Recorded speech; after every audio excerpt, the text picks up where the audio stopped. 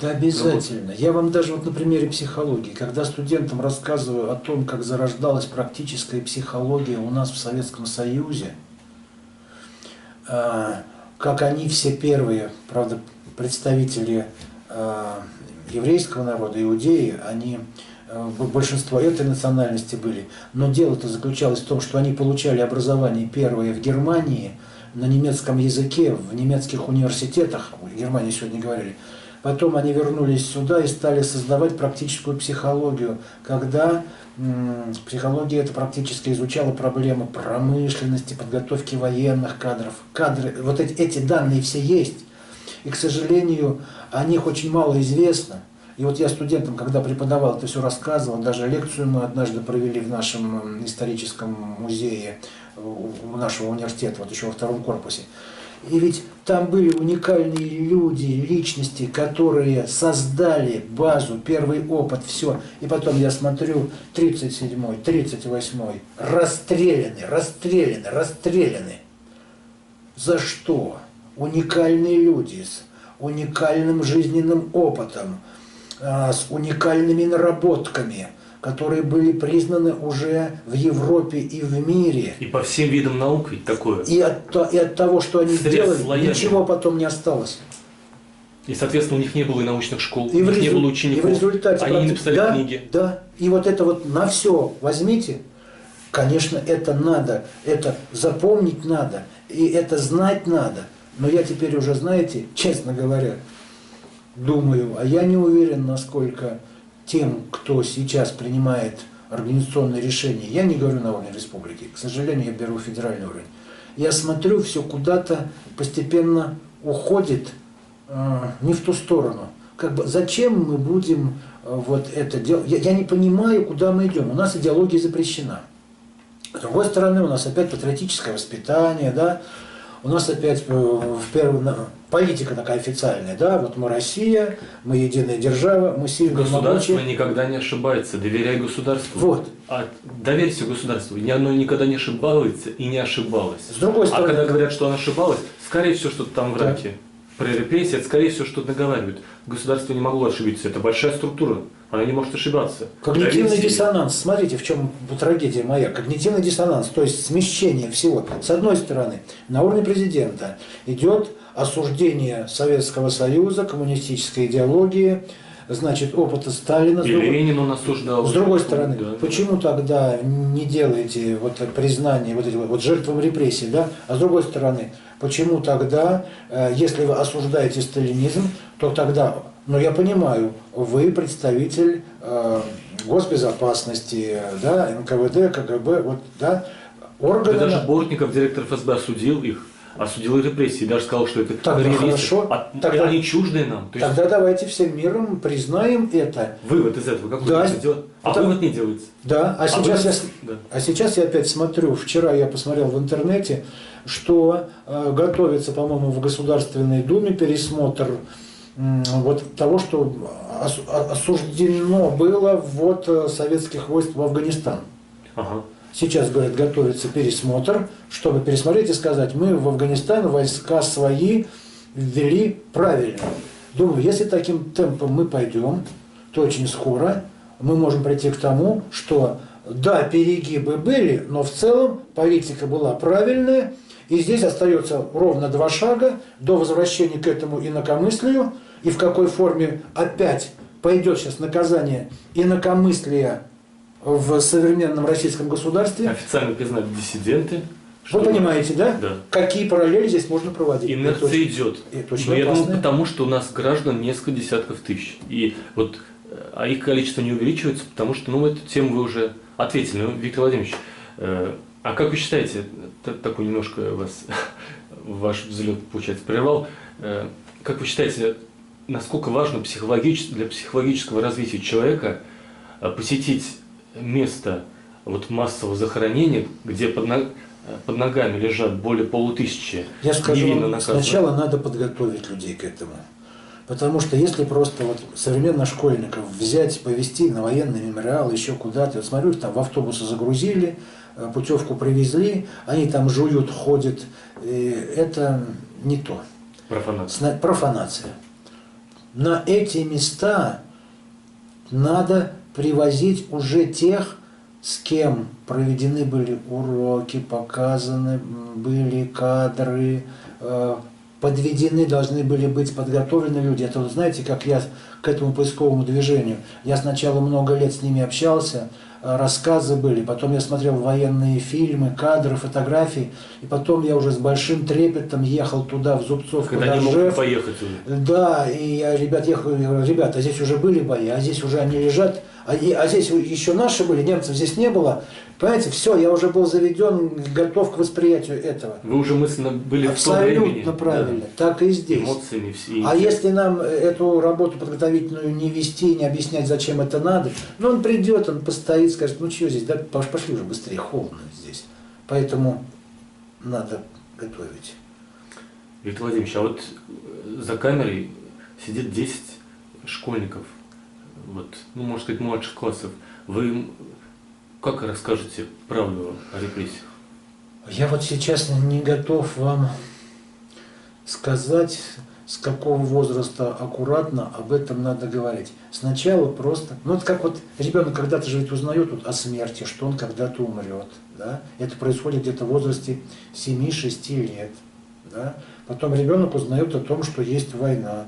И на войне вот есть солдаты, те, кто защищает, а есть те, кто нападает. Все вот на таком вот уровне происходит. Да, и как у детей сначала формируется все. Вот наши солдатики, они защищали нашу родину, враг напал, они вот молодцы, они себя, да. И здесь тоже тогда получается, что постепенно,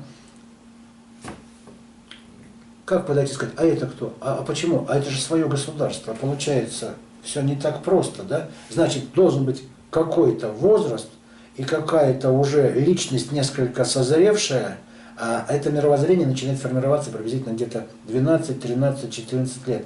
То есть подводочку, как бы подводку к восприятию информации, ее можно делать и раньше, когда, например, на уровне каких-то классных часов показываются, допустим, храмы, да, ну, условно говоря, памятники показывают погибшим, прочее, да.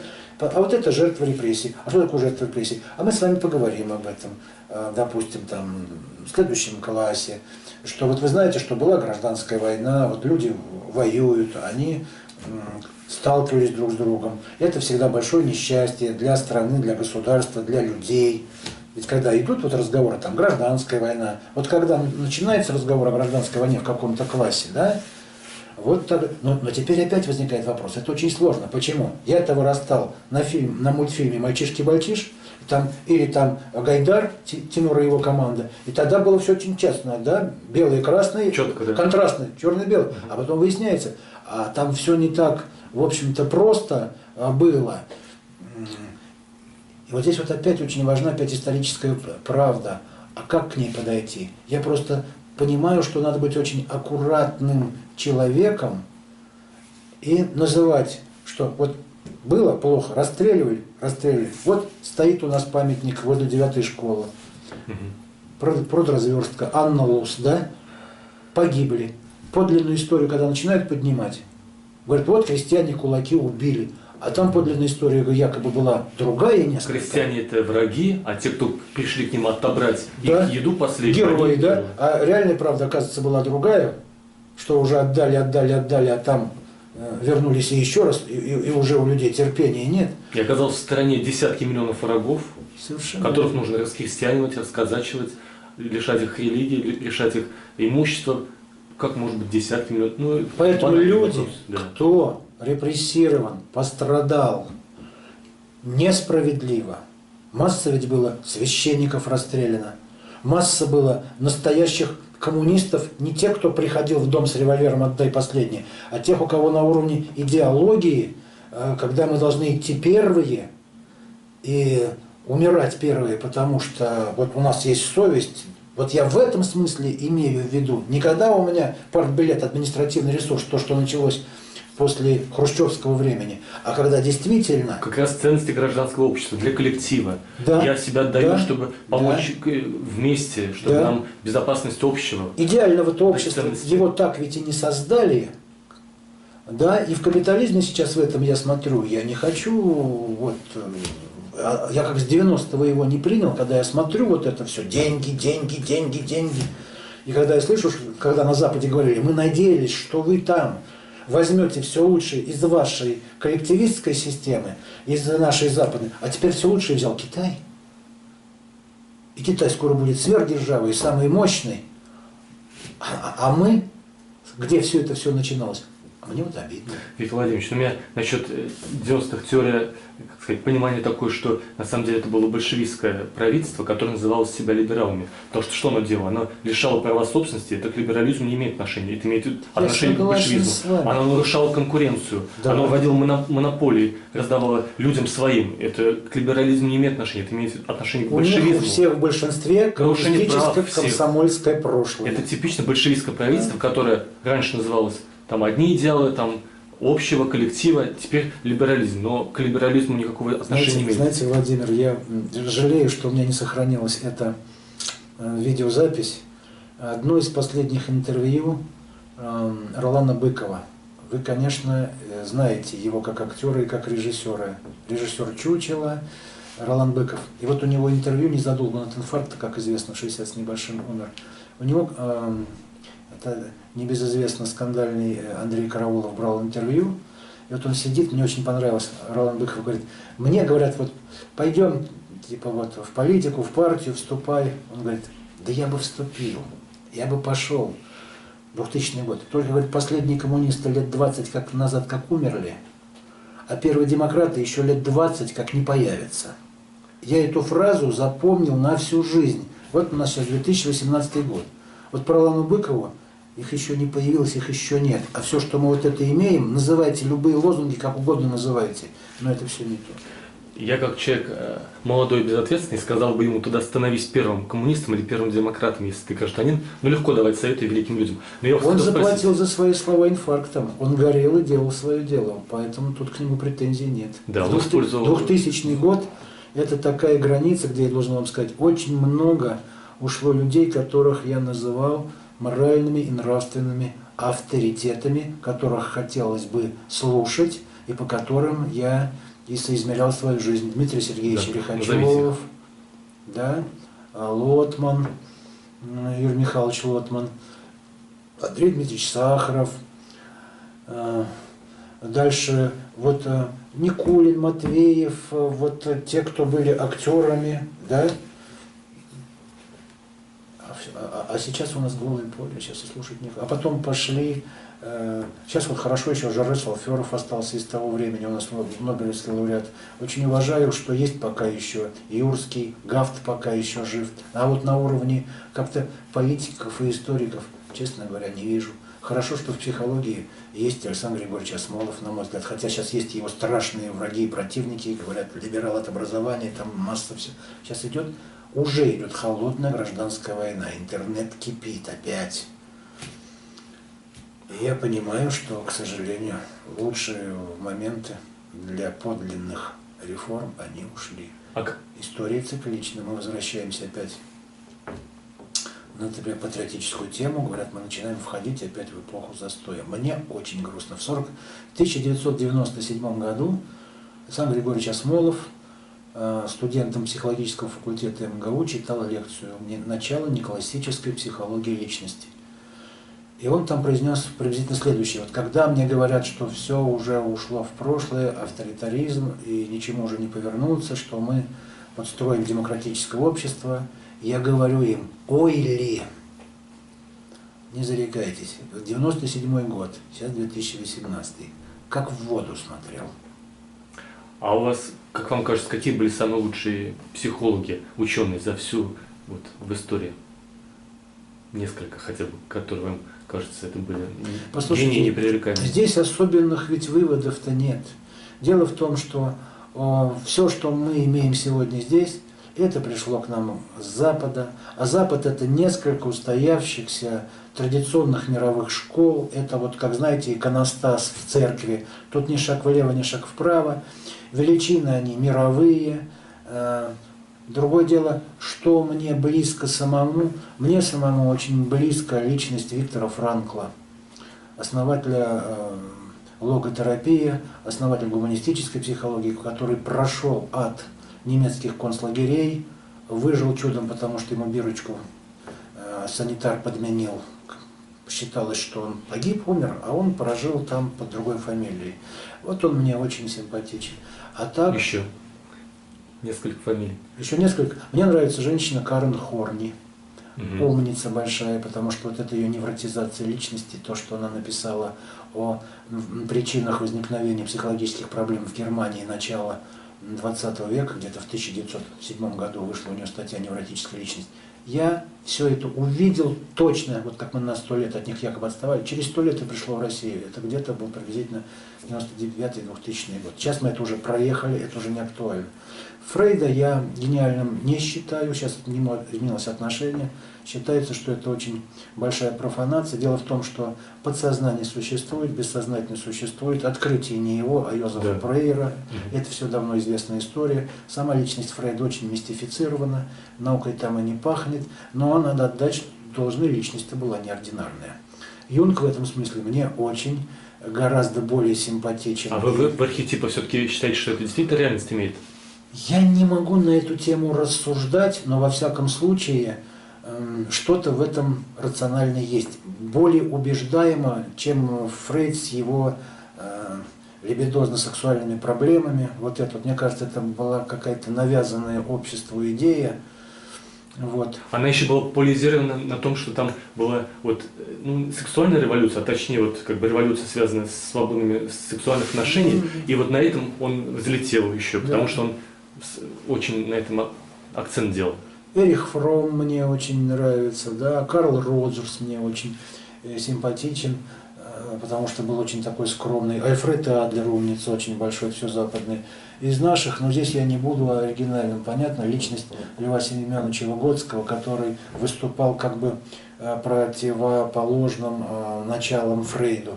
Потому что если Фрейд постулировал, что, к сожалению, общество, человеком руководит бессознательные, то есть глубинные вещи, Выгодский стал утверждать, что всем руководит сознание, личности, ты сам можешь быть хозяин своей судьбы. И ответил за это своей жизнью к 37 годам, скончавшись от туберкулеза, жив на одном легком долгие годы, еще, думаю, 20 не проживет. Это отдельная уникальная личность и биографии. Дальше, конечно, я еще застал вот Выгодский, потом был Гальперин, и я писал диссертацию у Василия Васильевича Давыдова, слушал его, он для меня был живой классик того советского времени, 1937 года рождения, когда у нас было вот это вот романтическое время 60-х годов, когда развивалась у нас немножко психология после Хрущева.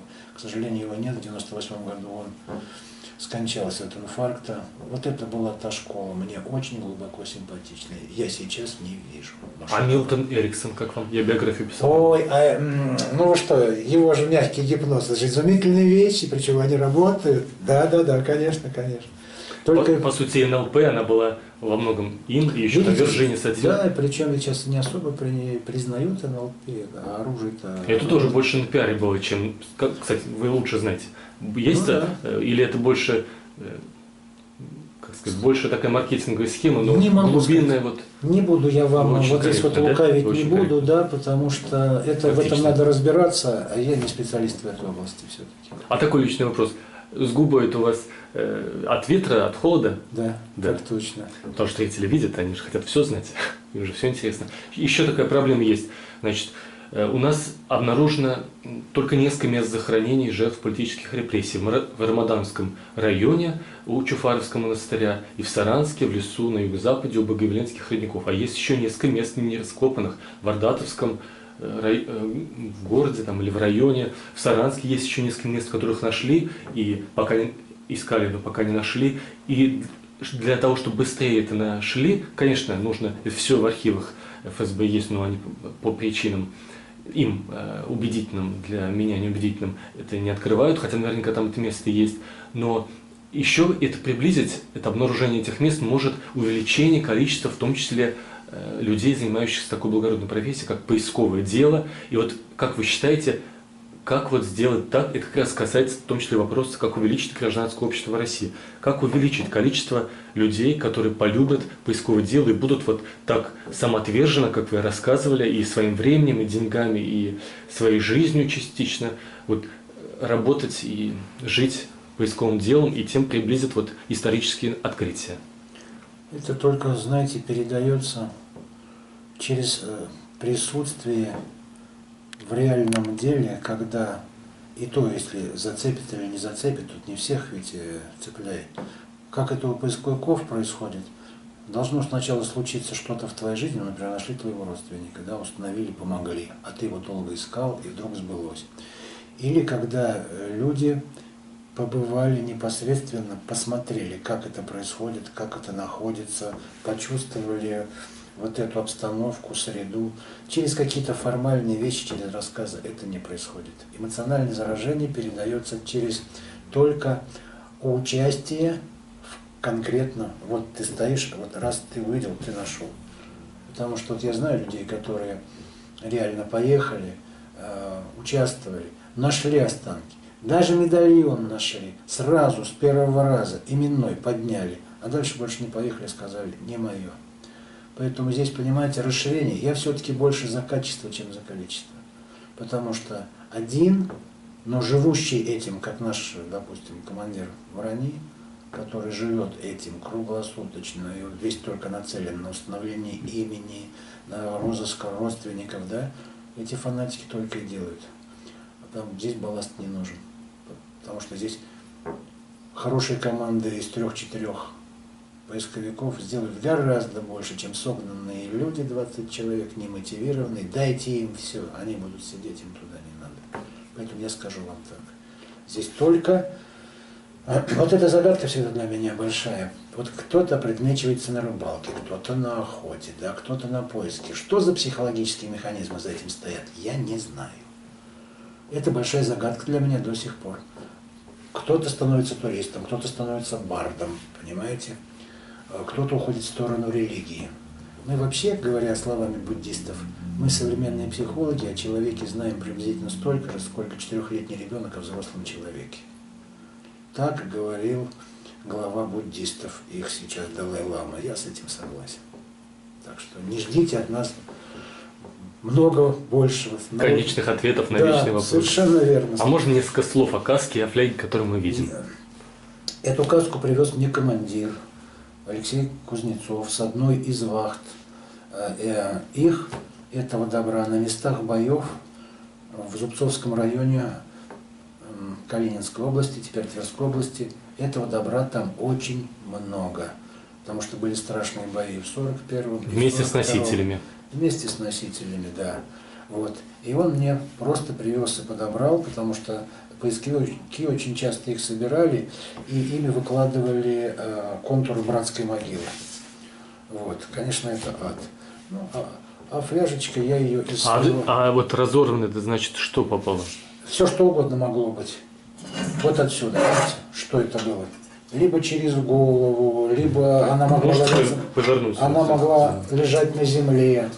Ясно только одно, что это было что-то изнутри и что-то разрывное. Видите? Потому что наружу, да? Вот да, мне очень хочется верить, что все-таки солдатиков не было. Говорят, что наши одевали каски только для официальных съемок, когда снимали кинохронику. Тяжело, да? А в бою не одевали, потому что она практически не спасала, только от рикошетных осколков. То есть реально это правда, она военная все-таки другая. Немцы, да, немцы были воспитаны по-другому, они в касках воевали, у них вся кинохроника это. А фляжечка просто, она такая советского времени, просто она осталась еще у советских солдат, вот полностью из советской армии, точно такой же, как и была в годы Великой Отечественной войны, она не изменилась. Поэтому я ее просто храню как бы для антуража, знаю, что такие же были у солдат. Уважаемые телезрители, я напоминаю, что в нашу инициативную группу вошел начальник психологической службы Мордовского государственного университета имени Николая Платоновича Огарева, кандидат психологических наук, член архивно-поисковой группы «Броня» Виктор Владимирович Слугин. Спасибо вам большое. Спасибо вам, Владимир.